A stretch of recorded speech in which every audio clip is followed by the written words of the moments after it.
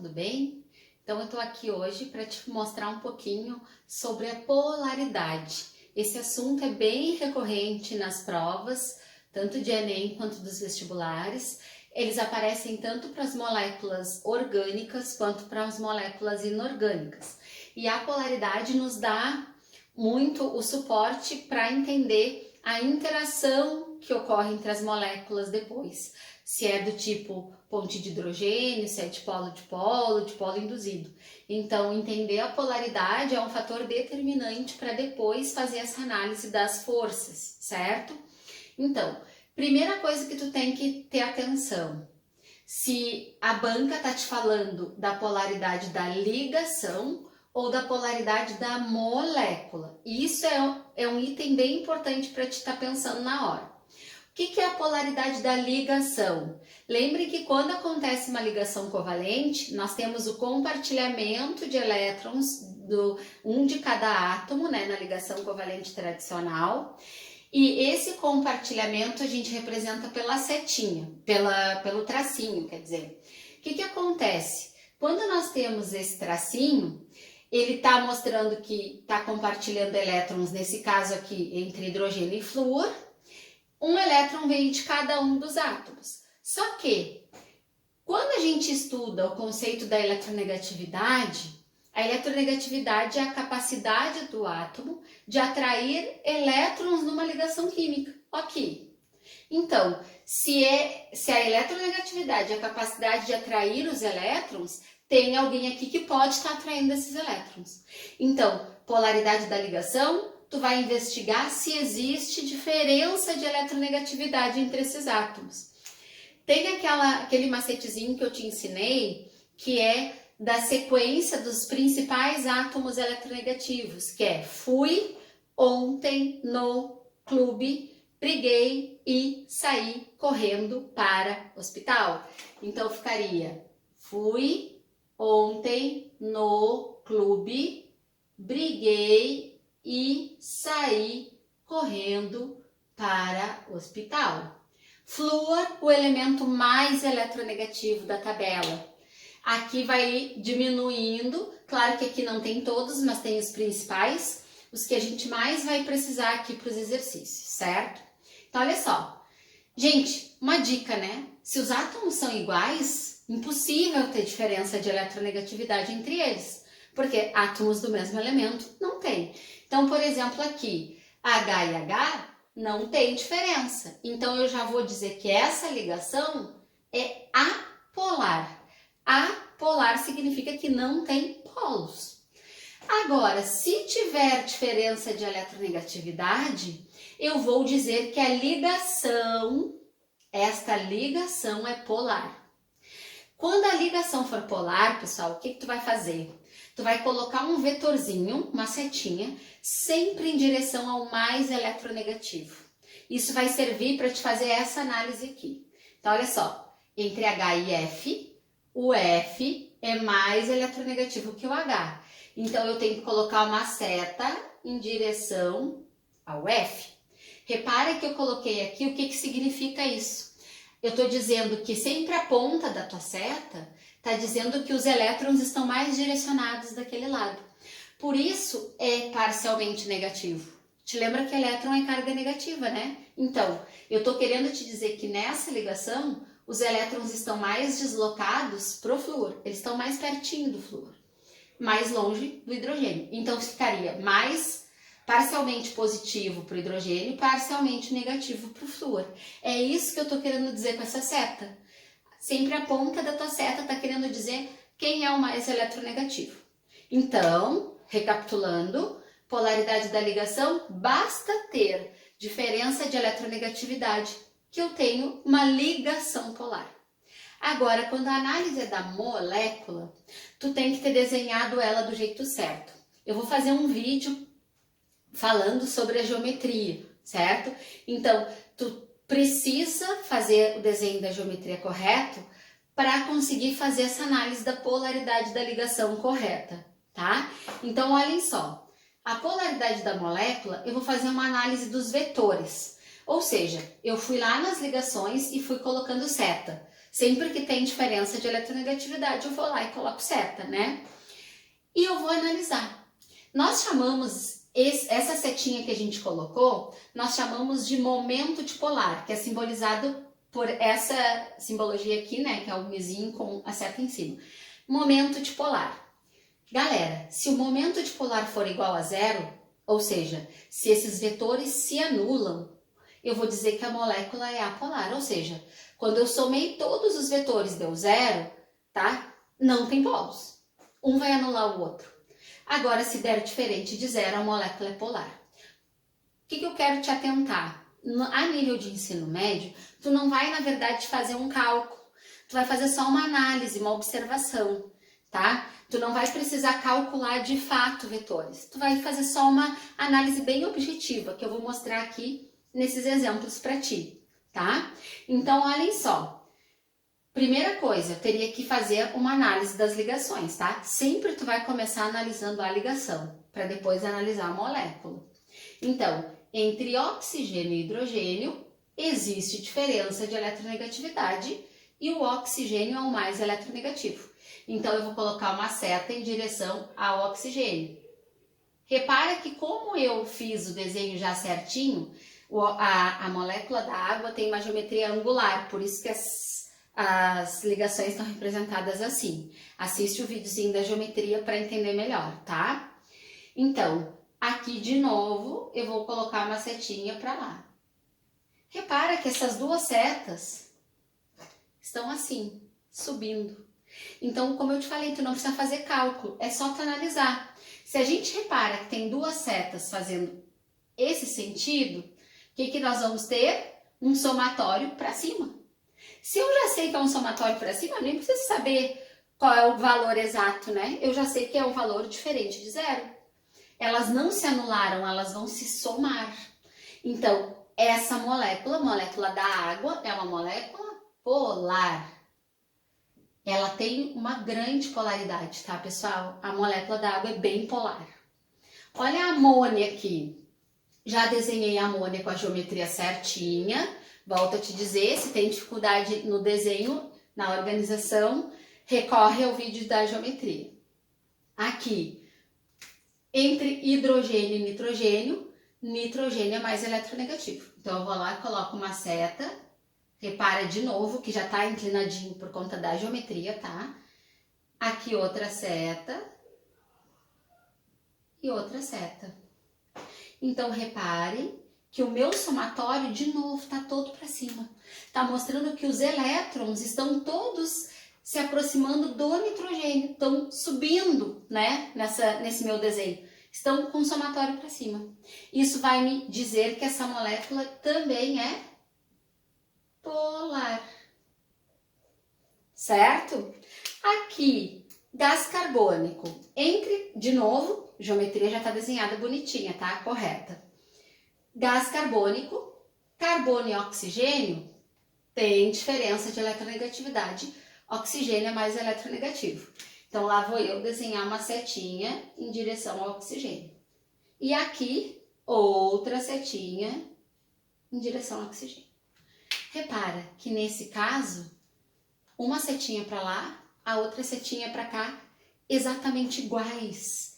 Eu digo iguais, pessoal, porque o valor que daria aqui, se eu fosse calcular, como é carbono e oxigênio, é o mesmo valor que daria para essa seta. Então, elas estão em sentidos opostos, né? Então, o que vai acontecer? Uma anula a outra. Como uma anula a outra, essa molécula é apolar. Gente, o gás carbônico aparece direto nos exercícios. Não esquece da dica que eu te dei. Se aparece essa molécula e te fala que a molécula é apolar, certo? A molécula, o CO2, é apolar. Mas se ele te falar que ele tem ligações polares, também tá certo. Por quê? A ligação que tem aqui dentro tem um polo. Essa ligação também tem um polo.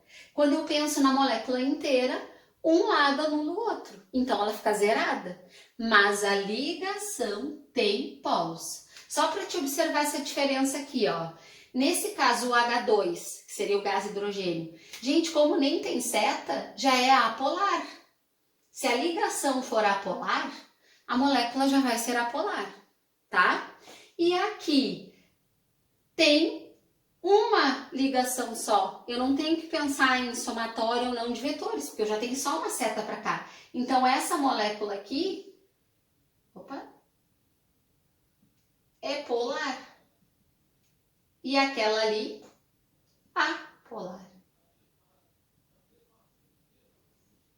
Certo, pessoal? Então, abre a estrutura da molécula com a geometria correta e depois faz a análise dos vetores, se eles se somam ou se eles se anulam. Então, eu só posso afirmar que a molécula é polar se esses vetores não se anularem, tá? Uma dica que facilita bastante também aqui, tá? É que sempre que o átomo central tiver par de elétrons livre, sempre, tá, gente? Vocês podem testar em alguns exercícios, alguns exemplos. Se o átomo central, para quem não lembra, átomo central é o átomo que está no meio, sempre para ter alguém no meio tem que ter no mínimo 3 átomos dessa molécula, tá? Então aqui o átomo central é o oxigênio. Se tem par de elétrons livres, ele vai ser sempre polar. A molécula vai dar sempre polar. Olha aqui, átomo central tem par de elétrons livre, polar. Átomo central não tem par de elétrons livre. Então, se não tem, a dica, olha ao redor. Se os átomos que estão ao redor dele são iguais, dá apolar. Ó aqui, átomo central não tem par de elétrons. Átomos ao redor são iguais, apolar. Olha uma diferença, se eu tivesse essa molécula, HCN.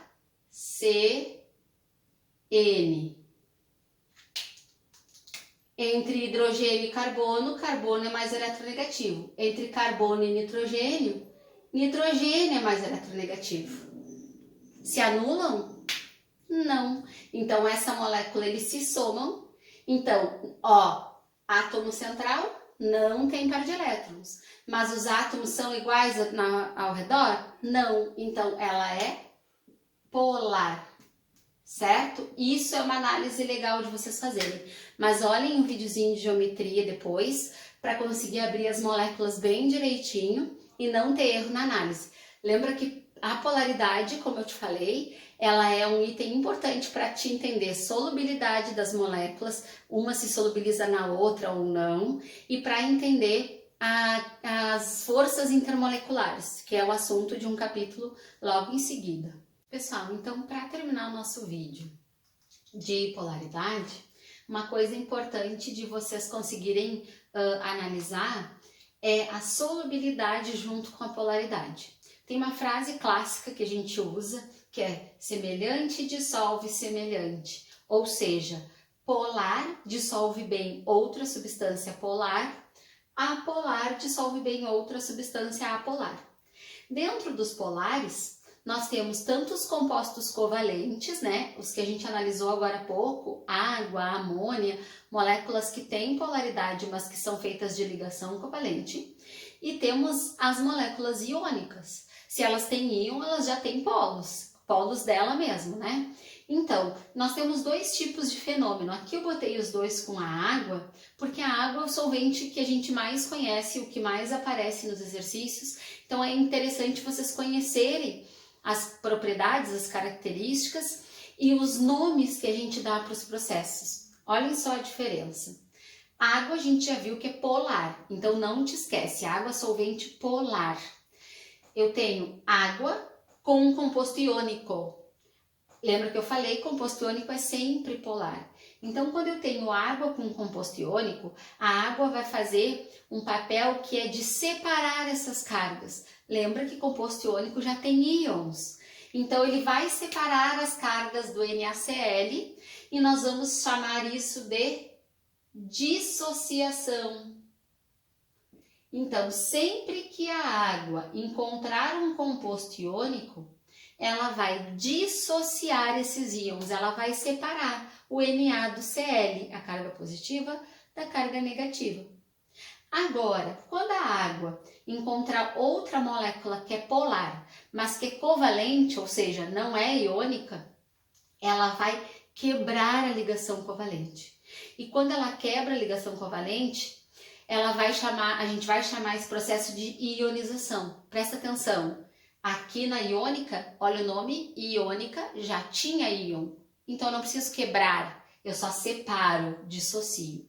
Aqui na molécula covalente eu ainda não tinha íons. A gente analisou a polaridade, a gente sabe que tem uma parte que é mais negativa, uma parte que é mais positiva, mas não temos íons. Aqui a água vai fazer o papel de quebrar essa ligação. Imagina que é como se estivesse acontecendo isso aqui, ó, quebrou. Uma parte da molécula vai ficar positiva, a outra vai ficar negativa. Nós chamamos isso de ionização. Então, entendeu a diferença? Ionização é quando a água chega e quebra uma molécula. E quando ela quebra essa molécula, ela vai gerar íons. Dissociação é quando a água só faz o papel de separar os íons que já existiam. Então, no composto iônico já existia íon, então ela só vai dissociar, tá? Então, aqui, ó, é um fenômeno de ionização de ácidos, que é bem conhecido. E em seguida eu vou lançar um vídeo de ionização e de ácidos, né? Funções inorgânicas, aí tu pode assistir, tá? Aqui, apolar com apolar. Só para vocês verem um exemplo, ó. O iodo, presta atenção, I2 é I com I. Se eu fosse fazer análise da polaridade, átomos com a mesma eletronegatividade, apolar. Como eu sei que semelhante dissolve semelhante, ele vai se dissolver em outra molécula que também seja apolar. Se eu abrir o CCl4 é o tetracloreto de carbono. Então, é o carbono no meio com 4 cloros na volta. Eu vou desenhar desse jeito, pessoal, mas a geometria correta é a geometria tetraédrica. Teria uma ligação para frente do plano, uma ligação para trás do plano, tá? É uma geometria 3D. Mas dá para fazer a análise como eu te falei agora há pouco, ó. Átomo central tem par de elétrons livres? Não. Quem são os elementos que estão ao redor dele? São todos iguais. Então, se eu fosse analisar a polaridade, eu faria uma seta para cada um deles, ó. Cloro é mais eletronegativo, um anula o outro nessa jogada. Para cima, para baixo, para um lado, para o outro, eles se anulam. Como eles se anulam, a minha molécula é apolar. Pega essa dica. Se os átomos ao redor são todos iguaizinhos, Cl, Cl, Cl, Cl, vai anular. Se os átomos iguais ao redor são iguaizinhos, mas o átomo do meio tiver par de elétrons, se tiver par de elétrons já sabe que é polar, tá? Então, com isso, analisando a polaridade, olha o que nós fizemos. Analisamos solubilidade. No nosso dia a dia, é importante frisar isso, né? Nosso dia a dia a gente já sabe muitas coisas do senso comum, né? A gente sabe que a água e óleo não se gostam, não se misturam. Por quê? Porque se a gente pegar a cadeia do óleo, o óleo é uma cadeia graxa, uma cadeia que tem muito carbono. Os compostos orgânicos, no geral, com algumas exceções, tá? Mas hidrocarbonetos, por exemplo, que são os derivados do petróleo, são apolares. Se eles são apolares, eles não gostam de água, porque não são semelhantes. Então, por isso que água e petróleo não se misturam. Por isso que água e óleo não se misturam. O pessoal costuma muito pensar nisso, que é a densidade. Gente, a densidade só nos diz quem fica em cima e quem fica embaixo. O que comanda se mistura ou se não mistura é a polaridade. Quando a gente vê, o óleo está em cima da água, ele está em cima, por quê? Porque como eles não têm polaridades semelhantes, eles não se misturam. E o óleo é menos denso que a água, então ele fica em cima. Então, a densidade só comanda essa questão de quem está por cima e quem está por baixo. Quem flutua e quem não flutua, tá? Quem analisa se vai misturar, se não vai, se vai dissolver, se vai dissociar ou não, é a polaridade, certo? Então, pessoal, esse item, como eu falei no início do vídeo, ele é muito cobrado nas questões de vestibular e de Enem, muitas vezes focando na orgânica. Quando a gente trabalhar a orgânica, vocês vão ver que no vídeo eu vou falar bastante sobre a parte de como analisa isso no composto orgânico, mas já dei uma dica, né? Hidrocarboneto, ou seja, quando só tem carbono e hidrogênio, é tudo apolar. Porque vai ficar nessa lógica de um anular o outro. Então, vai ficar apolar. Então, apolar com água, não te esquece da água, gente, porque a água aqui é muito importante. Água, solvente universal, polar, certo? Até a próxima então, pessoal. Fiquem bem. Evil has a price.